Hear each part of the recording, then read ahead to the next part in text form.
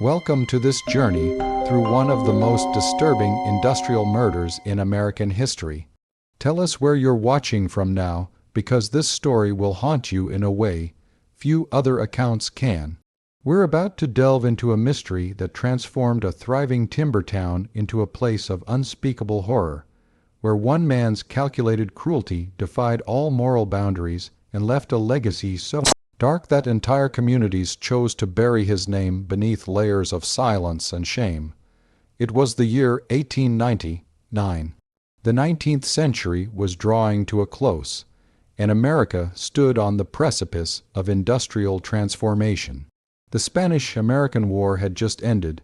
Theodore Roosevelt was making headlines as the hero of San Juan Hill, and across the nation, factories, mills, and industrial operations were expanding at a feverish pace. Progress, they called it, the march toward modernity. In the dense forests of northern Wisconsin, along the banks of the Wolf River, the situation was equally ambitious, but far more isolated.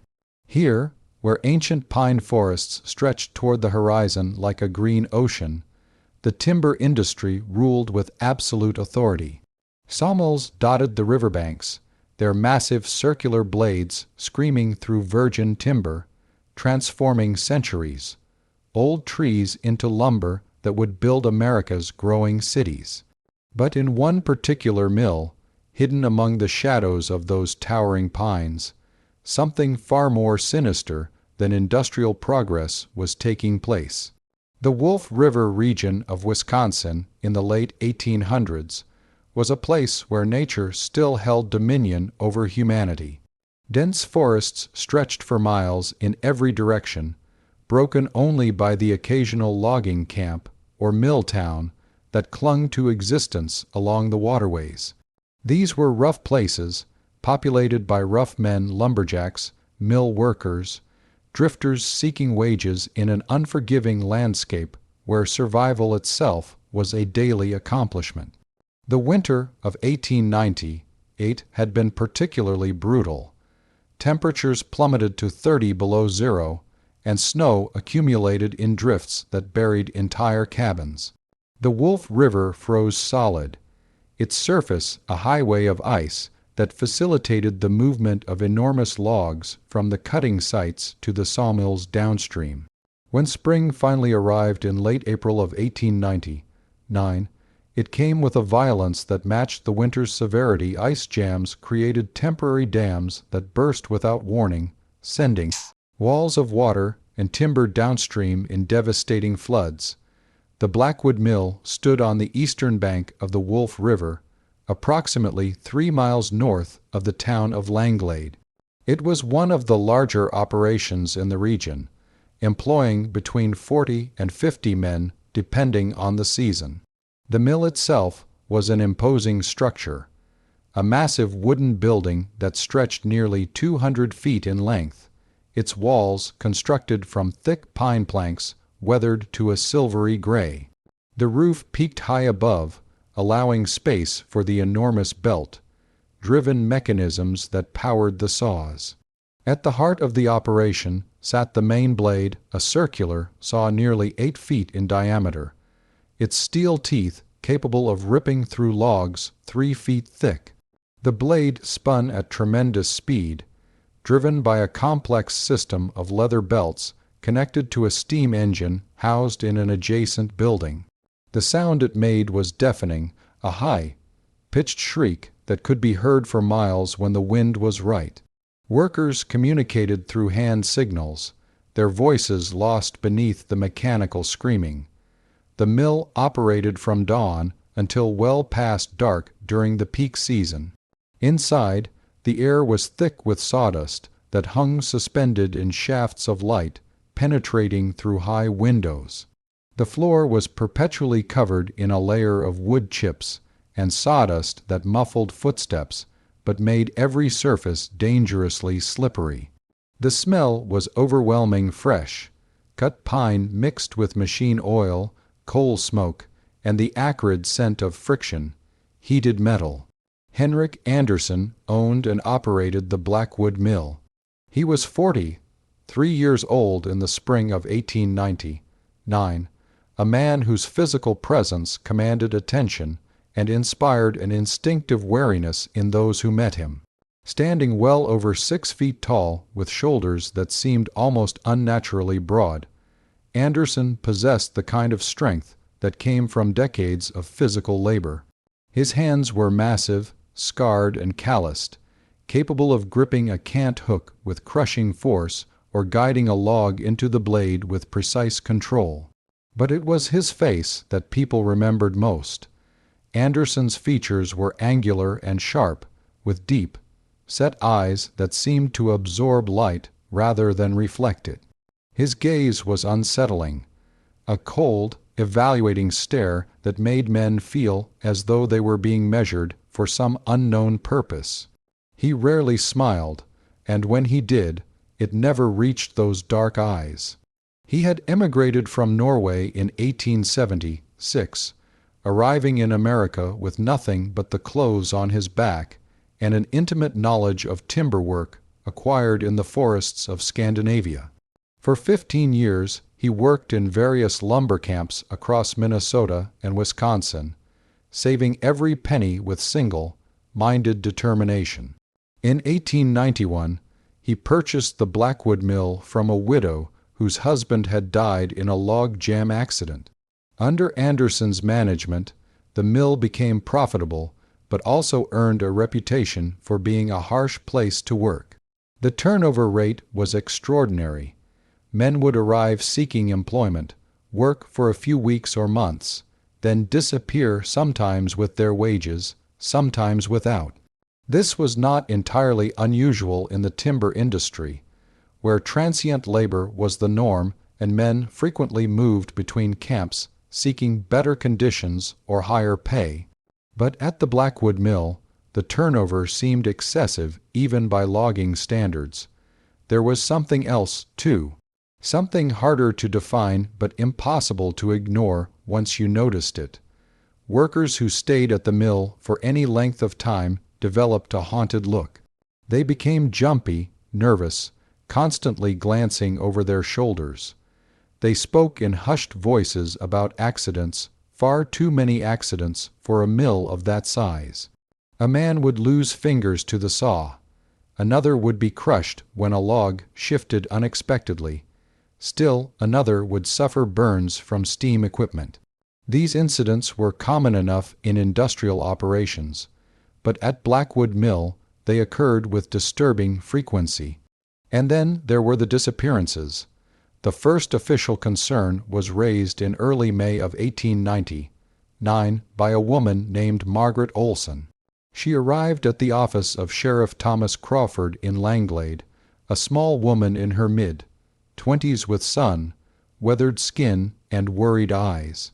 Her husband, Carl Olson, had left their homestead 6 weeks earlier to work at the Blackwood Mill.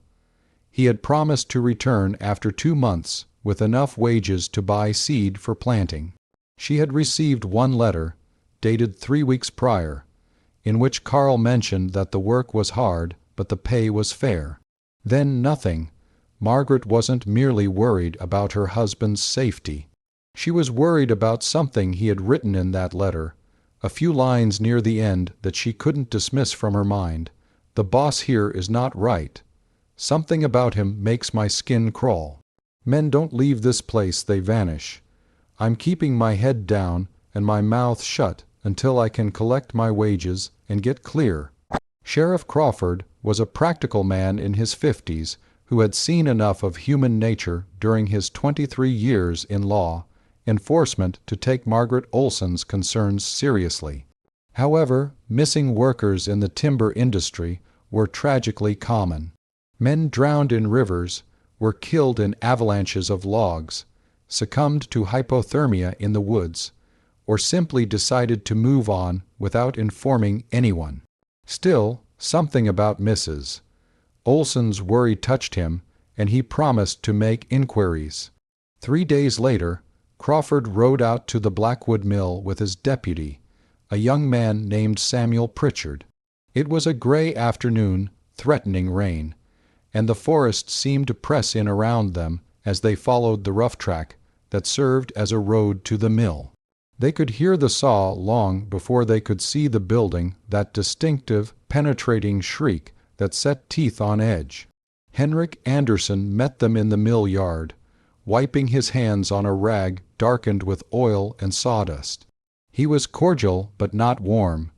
His expression neutral as Crawford explained the purpose of their visit. Carl Olsen, yes, Andersen remembered him, a decent worker. He had stayed for approximately 3 weeks, collected his wages, and left without notice one morning. Andersen assumed he had found work elsewhere or simply decided to move on. It happened all the time. Did Andersen have any records? Could he show the payment ledger? Andersen led them into his office, a small room adjacent to the main mill building, cramped and dimly lit. The desk was cluttered with papers, account books, and surveying equipment. He produced a leather-bound ledger and opened it to show Crawford the entries. There, in neat handwriting, was Carl Olsen's name with dates of employment and wages paid. The final entry showed payment rendered on April 18th, 3 weeks after Margaret's last letter from her husband. Crawford studied the entry carefully. The handwriting was consistent throughout the ledger, but something felt wrong. The ink seemed fresher than it should be for an entry weeks old. He asked Andersen if Carl had signed a receipt. No, Andersen replied. Most workers didn't bother with such formalities, they simply took their pay and left. The sheriff asked to speak with other workers who might have known Olsen. Andersen obliged, calling several men from their stations. Each confirmed that Olsen had worked at the mill, but insisted they knew little about him. One man, a sawyer named Jakob Henriksen, mentioned that Olsen had seemed nervous during his final days, but attributed it to homesickness or perhaps debt troubles. Without evidence of foul play, Crawford had no grounds to pursue the matter further. He thanked Andersen for his cooperation and rode back to Langlade with Deputy Pritchard, both men troubled but uncertain why. Over the following weeks, 2 more inquiries arrived at the sheriff's office. A brother seeking information about a missing sibling last known to be working at Blackwood Mill. A father asking about his son who had written home saying he'd found employment with a sawmill on the Wolf River, but had since fallen silent. Crawford began his own investigation. He rode to neighboring towns, speaking with other mill owners and logging bosses. What he discovered was disturbing. Over the past 3 years, at least 14 men had been reported missing after last being seen traveling toward the Blackwood Mill area. Some were family men with homes and children. Others were young, unattached laborers. Several had military service records. One had been a schoolteacher seeking summer work to supplement his income. The pattern was impossible to ignore, yet incredibly difficult to prove. The transient nature of timber work meant that men came and went like ghosts. Without bodies, without witnesses, without concrete evidence, Crawford had nothing but suspicion and an instinct honed by decades of experience that told him something terrible was happening at Henrik Andersen's sawmill. He needed evidence. He needed someone inside the mill who could observe and report. Deputy Pritchard volunteered immediately. He was 20, 6 years old, unmarried, and possessed the kind of quiet courage that doesn't announce itself, but simply acts when needed. Crawford was reluctant sending his deputy undercover into a potentially dangerous situation, went against every protective instinct he possessed. But they had no other option. Pritchard would go to the Blackwood Mill seeking employment, work there for several weeks, and watch for anything unusual. On June 7th, Samuel Pritchard walked into the mill yard carrying a canvas bag with a change of clothes and little else. Andersen hired him on the spot. The mill was short-handed, as always. Pritchard was assigned to the green chain, the area where rough, Cut lumber was sorted and stacked.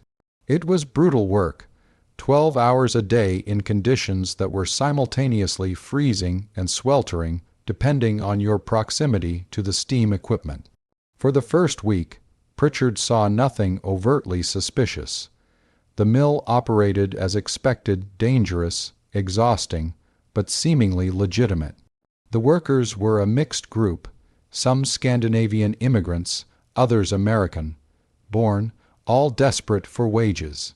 They lived in a bunkhouse adjacent to the mill, a drafty structure with rows of narrow beds and minimal amenities. Meals were served in a common room, simple fare of bread, salt pork, beans, and coffee so strong it could dissolve a spoon. But as the days passed, Pritchard began to notice details that accumulated into a picture of profound wrongness. Andersen watched everyone constantly, not with casual supervisory interest, but with intense, calculating attention.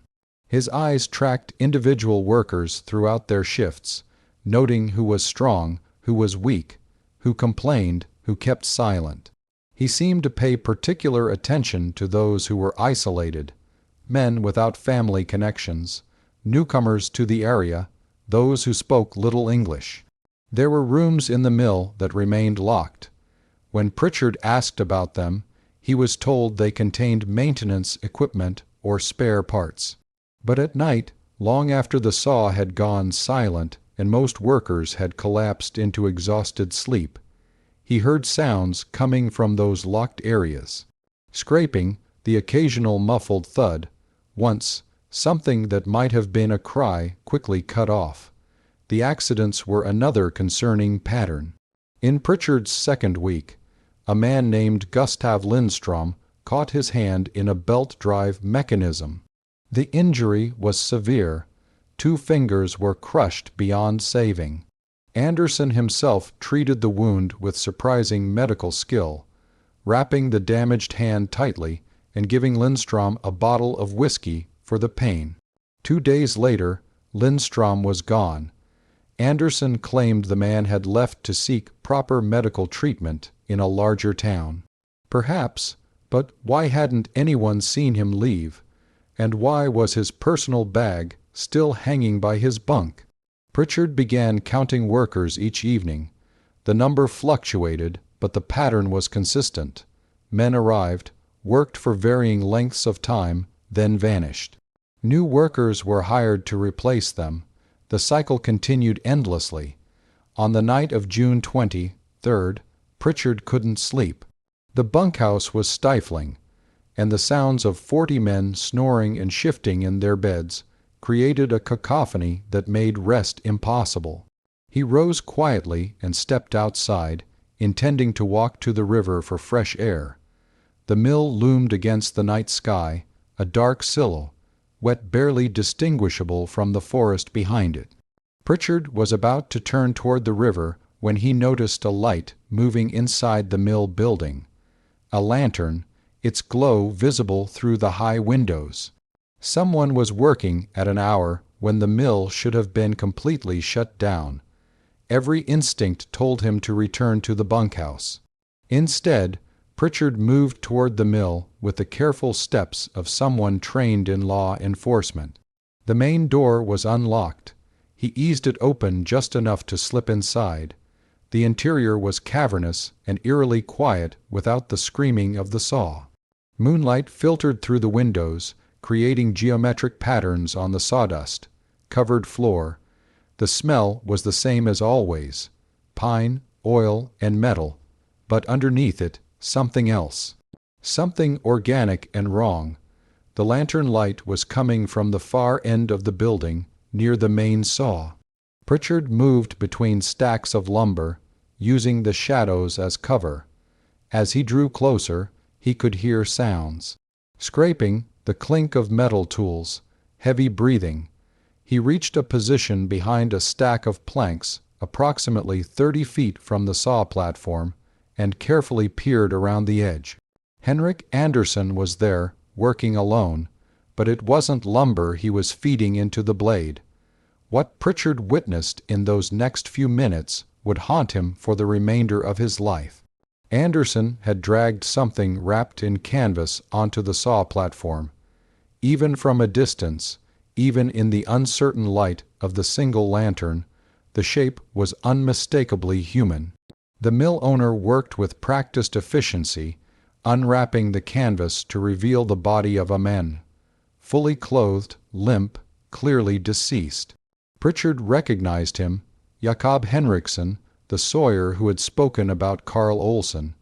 He had been at supper that evening, complaining of feeling unwell. Andersen had given him something to drink medicine, he'd said. Andersen positioned the body on the saw platform with care, making adjustments to ensure proper alignment. Then he moved to the steam engine and began the process of building pressure. The engine rumbled to life with a sound like distant thunder. Belts began to move, slowly at first, then with increasing speed. The massive circular blade started its rotation, building from a whisper to that familiar, bone-penetrating shriek. Pritchard felt ice flood through his veins. He couldn't move, couldn't breathe, couldn't process what he was seeing. His law enforcement training, all those years of experience, all that accumulated professional distance, evaporated in an instant, leaving him frozen in horror. Andersen fed the body into the blade. The sound that followed was indescribable.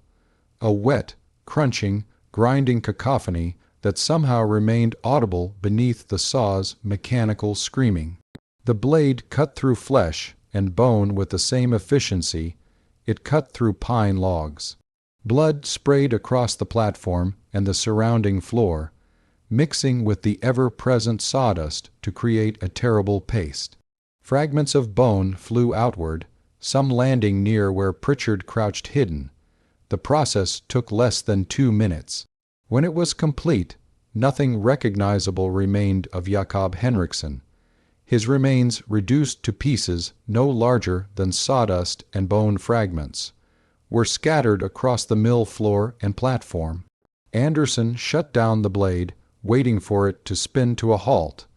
Then he began the cleanup process with the same methodical efficiency he had shown throughout. He shoveled the larger fragments into a canvas sack.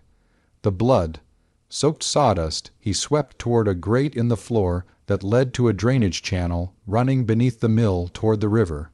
Every body, every missing worker, this is what had happened to them, ground to nothing in the machine that was supposed to cut timber, disposed of in a river that carried away all evidence of their existence. Pritchard had seen enough. Too much. He began to ease backward, moving with exquisite care to avoid making any sound that might alert Andersen to his presence. 1 step, 2 steps, 3. His boot came down on a piece of dried wood that cracked like a gunshot in the relative quiet. Andersen's head snapped up, those dark eyes searching the shadows.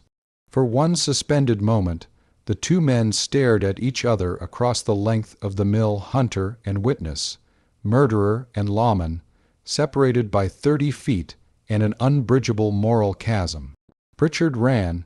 He burst through the mill door and sprinted toward the bunkhouse, his lungs burning, his mind racing with calculations about weapons, backup, survival.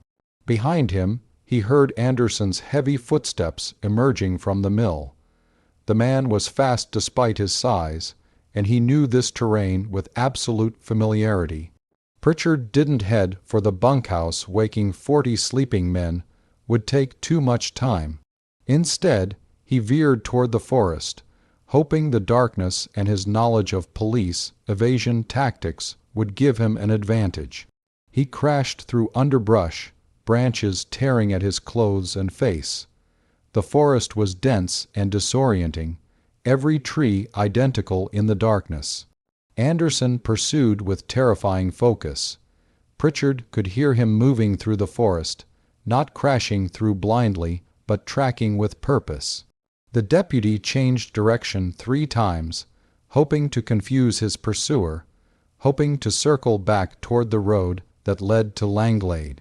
He had covered perhaps half a mile when his foot caught on a root hidden beneath the forest debris. Pritchard went down hard, his shoulder striking the ground with enough force to knock the breath from his lungs. He rolled, trying to regain his feet, but Andersen was already there. The mill owner stood over him, silhouetted against the lighter shade of sky visible through the forest canopy. He held a large wrench in one hand, a tool that had probably served as his weapon for subduing previous victims. "You should have minded your own business," Andersen said, his voice remarkably calm. "I gave you honest work, honest pay. That should have been enough." Pritchard's hand found a fallen branch. "Not much of a weapon, but something. The sheriff knows where I am," he managed to say. "If I don't report back, he'll come with every man he can find." For the first time, something resembling emotion crossed Andersen's face. Uncertainty, calculation. He was a planner, a man who operated with careful premeditation.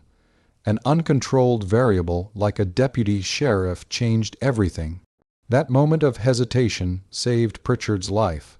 He swung the branch with all the strength he could muster, striking Andersen across the knee. The mill owner stumbled, his balance compromised on the uneven forest floor. Pritchard scrambled to his feet and ran again, this time with desperation lending him speed he didn't know he possessed. He broke from the forest onto the main road just as dawn was beginning to lighten the eastern sky. A logging wagon was approaching. Pure luck, pure chance. Pritchard waved his arms frantically, and the driver, a grizzled old-timer named Petter Svensson, pulled his team to a halt, startled by the wild-eyed, blood-scratched man who looked like he'd fought his way through hell itself. "Get me to Sheriff Crawford," Pritchard gasped. "Now. There's a killer at the Blackwood Mill." By mid-morning, Crawford had assembled a force of 12 men, deputies, town constables, and several trusted volunteers. They rode to the Blackwood Mill armed and prepared for resistance. What they found was a scene of eerie normalcy. The mill was operating as usual, the saw screaming through logs, workers going about their duties with mechanical efficiency. Henrik Andersen greeted them from the mill yard, his expression curious but not overtly hostile.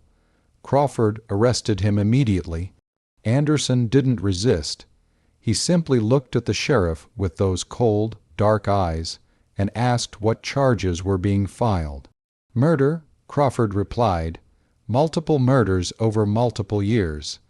The disposal of human remains through industrial equipment." They searched the mill for 3 days straight. What they discovered provided evidence beyond any reasonable doubt. In those locked rooms Pritchard had wondered about, they found personal effects belonging to missing men, letters, photographs, identification papers, watches, wedding rings. 23 sets of belongings from 23 different men. In Andersen's office, hidden behind a false panel, they found meticulous records. Names, dates of arrival, dates of death, brief notes about each victim's circumstances and disposal. Beneath the main saw platform, in the drainage channel that ran to the river, they found bone fragments. Not many. Andersen had been thorough, but enough. A forensic doctor from Milwaukee was summoned to examine them. His conclusion was unambiguous. Human remains, multiple individuals, processed through mechanical means. The horror of it was almost incomprehensible. For over 3 years, Henrik Andersen had been murdering isolated workers and disposing of their bodies through the sawmill equipment. He selected victims carefully, men without strong family connections, those who wouldn't be missed immediately, those whose disappearance could be attributed to the transient nature of timber work. He killed them through poisoning, usually by adding something to their evening meal or drink. Then, late at night, when the mill was empty, he would start the saw and eliminate all evidence of his crimes. Why? What possible motivation could drive such sustained, calculated murder?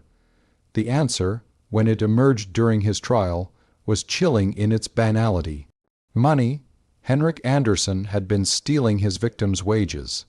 He would record their employment in his official ledger, calculate what he owed them, then kill them before payment was due.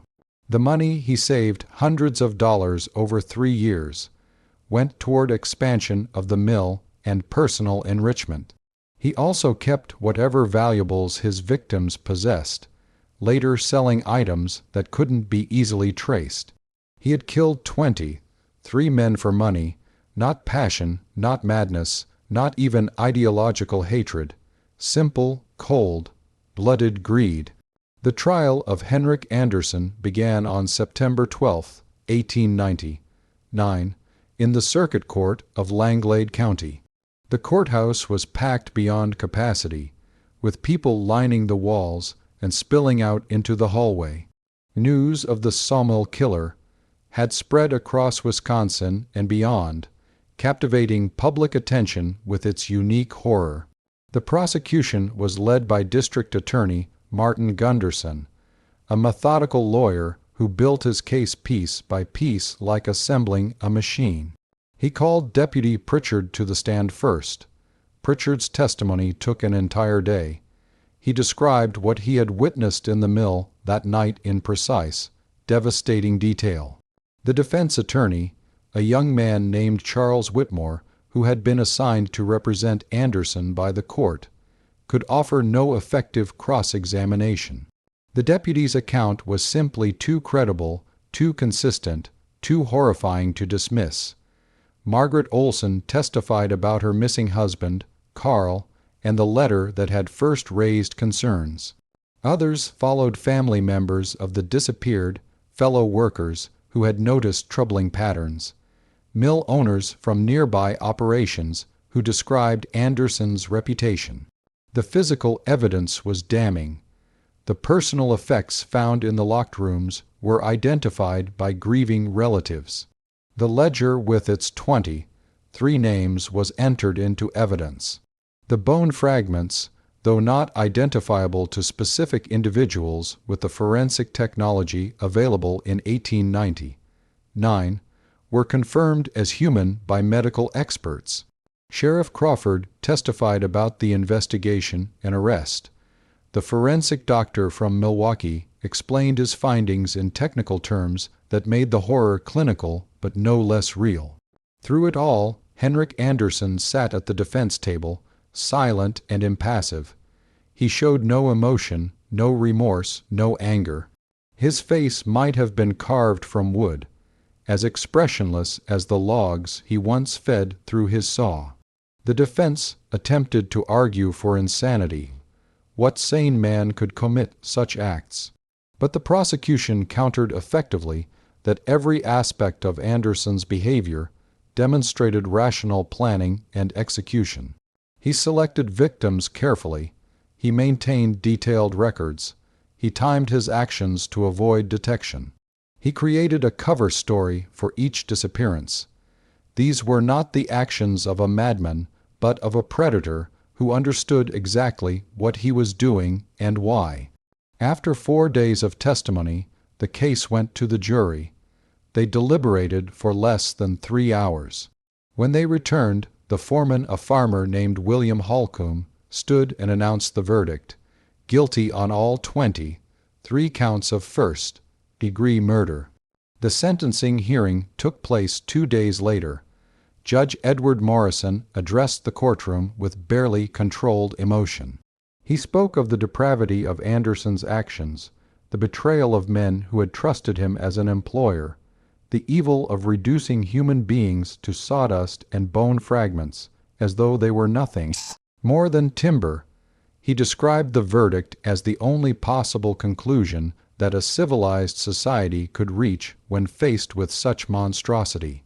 Henrik Andersen was sentenced to death by hanging. The sentence was to be carried out on November 20th, 1899, at the state prison in Waupun, Wisconsin. In the weeks between sentencing and execution, several journalists and religious figures visited Andersen in his cell, hoping for confession, for explanation, for some glimpse into the psychology of a man capable of such sustained evil. He spoke to very few of them, and when he did, his words were chilling in their lack of remorse. To one Methodist minister who asked if he felt guilt for his victims, Andersen reportedly replied, "I feel nothing. They were necessary sacrifices to my success. In the timber business, wasted, inevitable."